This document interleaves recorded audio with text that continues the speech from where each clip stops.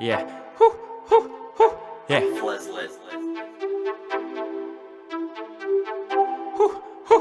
Yeah. H-A-P-P-Y. Yeah. There's no way you could disrupt the peace.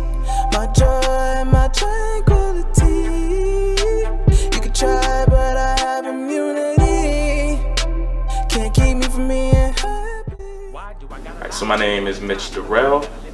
Government name is Mitchell Davis, but I go by Mitch Darrell because Darrell's my middle name and it sounded cooler. I probably say I've been rapping seriously now for about 3 years, and I got started because my freshman year I actually had a professor named Thomas Easley, and he taught this diversity class, and it was funny because I didn't know I was in the class until I showed up first day and it was on my schedule, and neither did a lot of the other kids in the class. They were like, what class even is this? How did we end up in this class? And turns out it was one of the best decisions or the best classes I've been in, because I met Thomas Rashad Easley, and the first week I think the class he told us that he did music on the side, that he rapped like positive rap music, and I thought that was cool because I used to sing a little bit. So I was like, you know what, let me see if I can get him to put me on the hook. So I was like, yeah, I sent him a video randomly one day of me singing, and I was like, let me tell me what you think. And he was like, bro, this is great. Like, I could use you. Like, you come to the studio with me one day and do this hook for this song we did called Luxurious Life. And that song never got released, but I remember being super nervous but having fun, getting to record a song. And I think a few weeks later he asked me to rap on a song. He was like, me and my dude B got a song we want to rap on, but we want you to rap on it.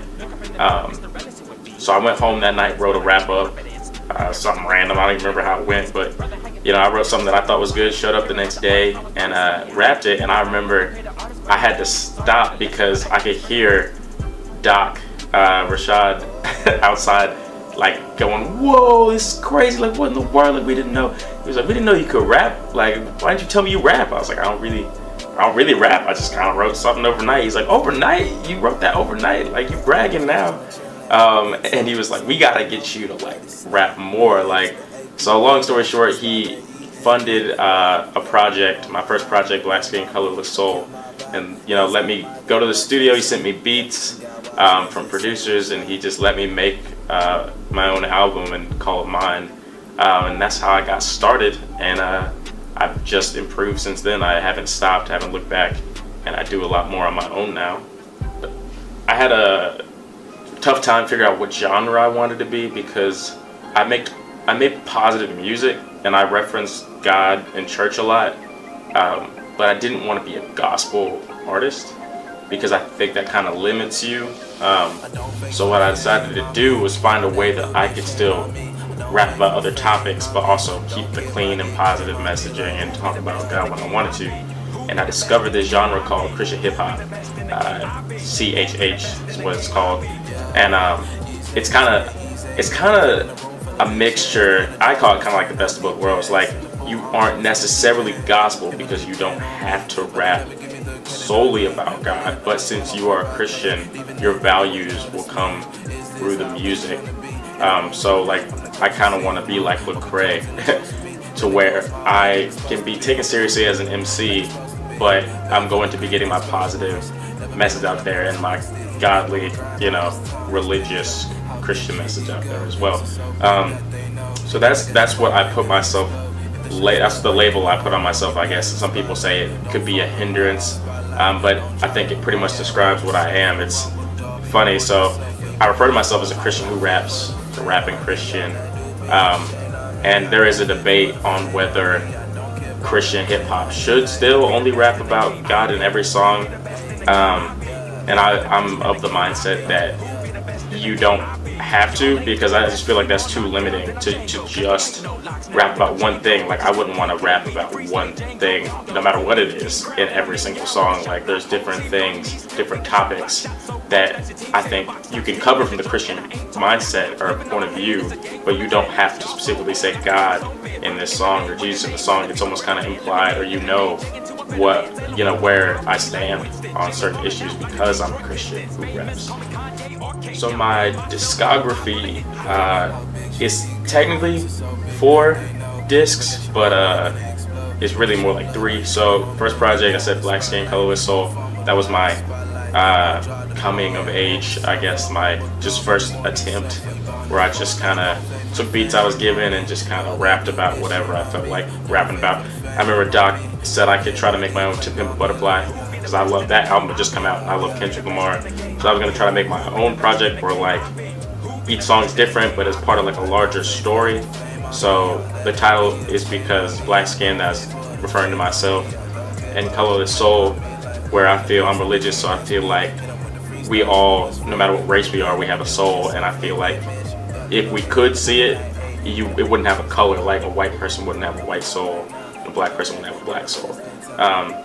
So I was referring to myself, but also everybody, and I talk about being woke. I talk about my personal journey with God. I talk about hearing like the devil sometimes and trying to avoid bad things. I talk about things from a African American perspective. I got a song called Back to Homeland where I talk about just what it's like to feel black in America and know that there's still racism out there. And I even have an anecdote where I talk about my childhood and being called not black because of the way I speak and the way I dress and everything. My second project, I think about 6 months later when I released it, but I've been writing it while finishing Black Skin, is called My Experience, and it's an autobiographical project, and it has to do with everything, really, things that I think made me who I am. So I spoke about high school, I talked about friends in college, I spoke about my dog dying, I talked about my family, I spoke about just rapping in general and how much I love rapping. I spoke about just a lot of personal stuff that just kind of, if you listen to, I think it was 13 songs, you listen to all of them and you learn a little bit more about me as you go. And that project's special to me because not only because it's autobiographical, but because I had to write it twice. I wrote it once. I had it all on my laptop, and then one day, I think my sophomore year of high school, my laptop won't turn on, and I'm like, I don't have this backed up anywhere. Like all my songs I just wrote are on here. So I was like, okay, let's see if we can get this hard drive fixed. And I took it to the school IT people. They were like, nah, we can't fix this. I took it to Best Buy, and they were like, oh yeah, that shouldn't be a problem. Let's just go take it to the back real quick. Dude comes back 5 seconds later and is like, yeah, it's completely wiped. Whatever was on this is gone forever. And I'm like, I'm about crying. I remember I was with my dad. I was like, you got to be kidding me. But I was like, I instantly like hit a switch. I was like, you know what, nah, like this project was so good. So on the way, my dad drove me there. So on the way back, I'm in the car on my laptop, or on my phone actually, rewriting what I can remember from certain songs, and I'm like, I'm just gonna try to remember everything I wrote. And so I spent probably a month trying to take all 13, because I saw the beats, listen to the beats, and remember what exactly I wrote. And I actually think I did a decent job for the most part. I actually think I remember most of what I was trying to say. I know not every word's the same, but it got done not long after that, and I had I felt like it was the same project really for me. So once I finished recording that, I was just I don't even listen to it anymore because I think about how rough it was getting it done, but it is definitely very special to me. Technically, the third disc is this little mixtape thing I put together called Rose's Chronicles. I work at a department store called Rose's Department Store. It's like a discount retailer, and I've worked there for about a year now, and I use a lot of that money to record. And while I'm at the cashier, because it's not super busy all the time, when I have free time, I'll take receipt paper and write raps. And I did that every shift. I would work a lot of Fridays, so I work from 9 a.m. to 4 p.m. And so any downtime I had, I have my pen on the cash register, just writing random rhymes. Sometimes pages worth. Like I probably owe them a lot of receipt paper, but I had a notebook full of it, and I was like, you know, let me just find some beats, and put together like a small little project made up of things I've written while on the clock, and which I don't know if they'd be happy about that or not. I don't know, but I did it. I think it's about 6 or 7 songs, all randomness, and I just kind of recorded it on my phone using GarageBand on my iPad, and never really mastered it. Just kind of did it to say I did it and put it out there. So I don't really count that as part of my discography, but it is something I created. But my real third project just came out about 2 weeks ago, and it's a mixtape called Dreddy Tapes Volume 1. And that project is a project I did with a partner, and his name's Dylis, D-Y-L-I-S. And he's a dude who went to my high school, is a couple years younger than me, and he lives back in Charlotte. Now, this project was fun because a year ago I wrote a song called Happy, or H-A-P-P-Y, and that song to this day has been my most successful because I remember I got posted on Rapzilla, which I was shocked because I never get anything posted on Rapzilla. Like, I've tried so many songs and they declined everything, but they wanted to post that song and it got 5,000 plays within, I think, a couple weeks. I was like, people must like this song. So and I think it's mainly because Dylis did the hook on it, and he's got a really good melody. You know, he's really smart when it comes to writing hooks and getting, you know, different harmonies together. So that song, plus it was positive. It was a song about being happy. So what happened was, I was trying to get him on more music. I was like, I'm gonna make this album called Roller Coaster that's about different emotions, but I'm gonna put him on half the songs, and it's gonna be a joint project. And after about a month, I realized I was kind of forcing it, and I was like, you know what? I can't even lie to myself. I just want to make music with this kid. Like, I'm trying to find a way to get songs with this guy. So I hit him up and said, let's just make a project that's just us. And he was down, so we made a project that's 8 songs of just me and him. He sings most of the hooks and raps, and I wrote some hooks, or some hooks and a ton of verses. He produced half the album, or half the mixtape, and that's probably the best sounding project I think I've put together.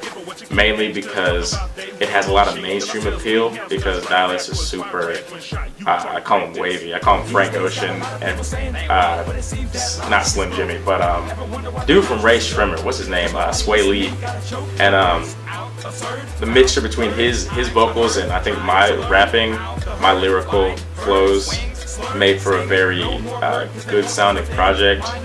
And that's the one I think that actually might get me somewhere with music because of its radio playability. It's positive still. Everything's clean, everything's positive. I reference God in a lot of my lyrics, but it also sounds like something that you would hear in a club or on the radio.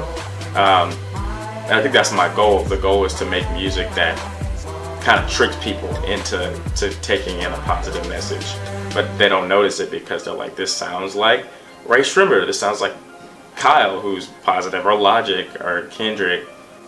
So rap today is disheartening. Maybe, I don't know if that's the best word. It's just it's different. I actually got into rap a little late. A lot of my friends were listening to it before I was, but I started listening beginning of high school, and I listened to Lil Wayne, and he, to this day, is one of my favorite rappers, and I thought he was the best rapper in the world because of his wordplay, his lyrics. As weird as he is and vulgar, his lyrics were always something you could listen to and you heard a simile or metaphor that you didn't notice before. Like, it's just, he put a lot of thought into his words, and not even 10 years later, it's almost as if the words don't matter, and it's just about the beat and like the feel of it, the fact that it's something you could dance to, but it's not actually about the lyricism. And I'm all about lyricism. That's the reason I love hip hop, is because I used to write poetry before I ever wrote raps, and I loved writing something that makes you think, and something where you're like, oh, this, I didn't understand this the first time around, but now after analyzing it, this actually makes sense. So I wouldn't say I dislike where hip hop is. I just feel like there's different branches come off the hip hop tree, where there's rapidy rap and lyrical rap, and then I call it trap rap, which is the basically trap drums and trap beats, which are pretty basic, along with a lot of yelling and ad libs, and talk about drugs and violence and alcohol.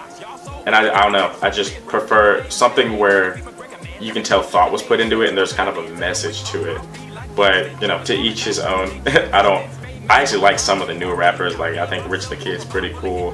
Lil Uzi Vert is growing on me. But a lot of the new kids, like, I'm really dreading this new XXL cover, because I'm afraid artists that deserve to be on there, like Taylor Bennett and Jaden Smith, won't be on there, and people like the Catch Me Outside girl, that Bad Baby chick, will be on there, along with Lil Pump, and just artists that I don't think are actually talented. But it's okay. I know that real hip hop is not dead. And J. Cole had a talk with Lil Pump where they talked about how things are changing, but there's still tons of artists out there. There's old heads that are still rapping hip hop lyrical stuff, and then there are new kids coming up that still care about the art of writing rhymes and writing intricate lyrics. So I'm not afraid of that going away, and of course I'm trying myself to keep hip hop alive. So moving forward, so I just graduated from NC State, was there for 4 years, and so now society says it's time for me to get an actual job, which is fine. That's what I got the degree for. But I don't want to stop doing music. I'm probably gonna, I'm definitely going to keep writing. If it takes off, I will be fine doing music the rest of my life and not working a day. But if that doesn't happen, I end up getting an actual job, I will do what my mentor Rashad does and take some of the money, if I'm blessed that way, take some of the money that I earned from my actual job and put it into my music, and keep trying to make it in music for however long I feel I can, and then to really try to get that solid mix between mainstream appeal and positive lyricism, positive messaging, so that I can kind of become like Lecrae, where people will listen to me because they know I'm a good rapper, but people also know where I stand on things and know that I'm a Christian and know that I care about this, that, and the other. Not gonna bring down women in my lyrics, not gonna promote drug use and violence, and but people are still gonna want to listen to me, and they'll be like, this guy actually has some decent points, and I'm gonna listen to him because the music's so good. So those are the plans moving forward. Hopefully I make it one day and I can kind of pave the way for artists that want to be positive but want to also make it, because it seems like there's a choice that has to be made of, oh, if I don't cuss on my music, I can't make it in rap, which I used to think.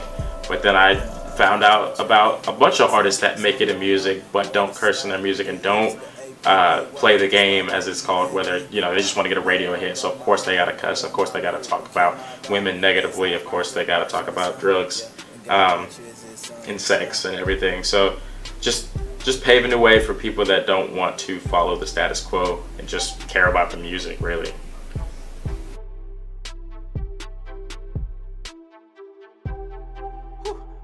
Yeah. H-A-P-P-Y. There's no way you could disrupt the peace, my joy and my tranquility.